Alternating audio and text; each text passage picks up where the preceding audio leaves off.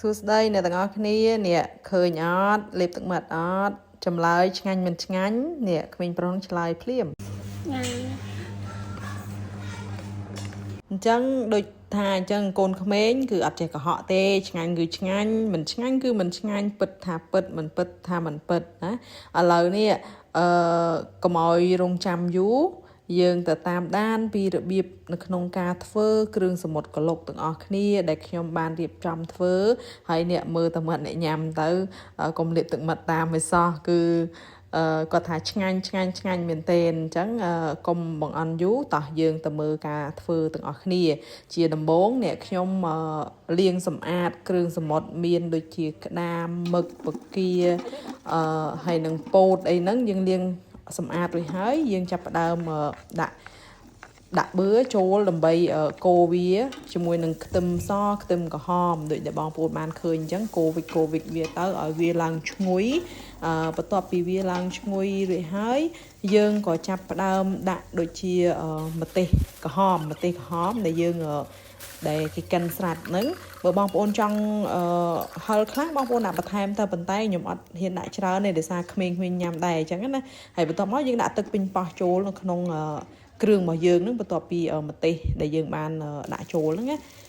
ហើយកន្លែងនេះគឺខ្ញុំចាក់ប្រេងខ្យងតែប្រេងខ្យងវាអស់ដល់អញ្ចឹងដាក់បានតែបន្តិចទេហើយបន្ទាប់មកយើងដាក់ស្ករក្រហមកូរវិចជាមួយឲ្យឡើងឈ្ងុយមក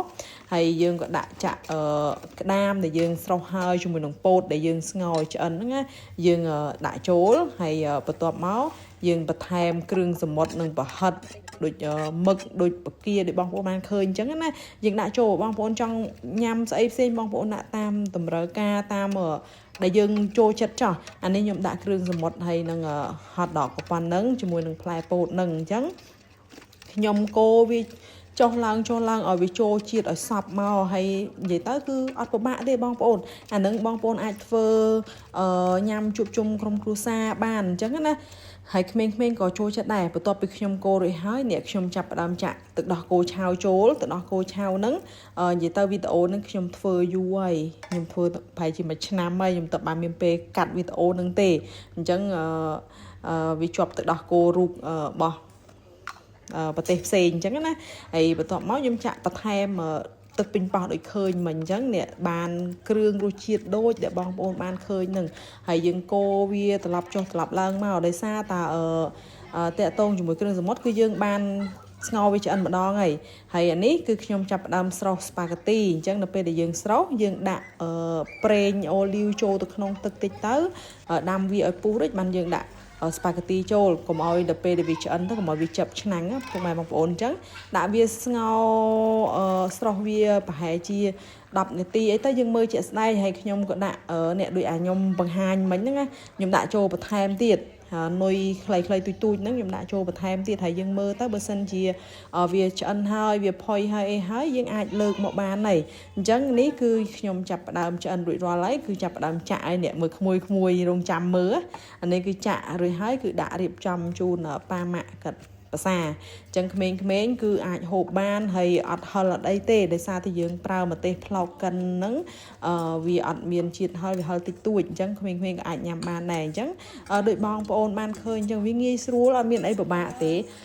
យើងធ្វើសម្រាប់ជួបជុំក្រុមគ្រួសារឬមួយក៏ធ្វើញ៉ាំខ្លួនឯងក៏បានដែរមួយចានពីរចានអីតាមគ្រឿងដែលខ្ញុំបានបង្ហាញជូនហ្នឹងគឺធានាពុកម៉ែបងប្អូនរសជាតិហ្នឹងគឺឆ្ងាញ់អ្នកមើលតែខ្ញុំរៀបចំធ្វើហើយបងប្អូនអីញ៉ាំជុំគ្នាមកហើយម៉ាក់អីគឺគាត់មានស្រោមដៃហើយយើងអត់មានស្រោមដៃខ្ញុំអត់បានទិញស្រោមដៃស្រោមដៃថង់ណាក៏យើងទិញ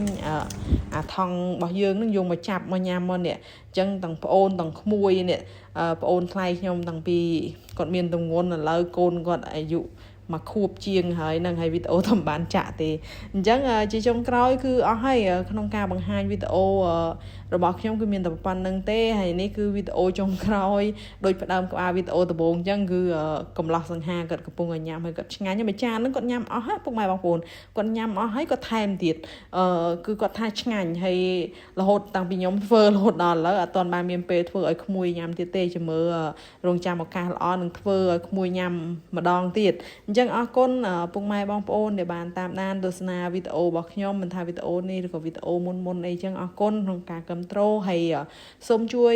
ចុច like ចុច subscribe ដើម្បីទទួលបានវីដេអូថ្មីៗពី channel របស់ខ្ញុំហើយខ្ញុំនឹងព្យាយាមរកម្ហូបថ្មីៗដើម្បីយកមកបង្ហាញបងប្អូនបានដឹងអរគុណជម្រាបលាបាយបាយ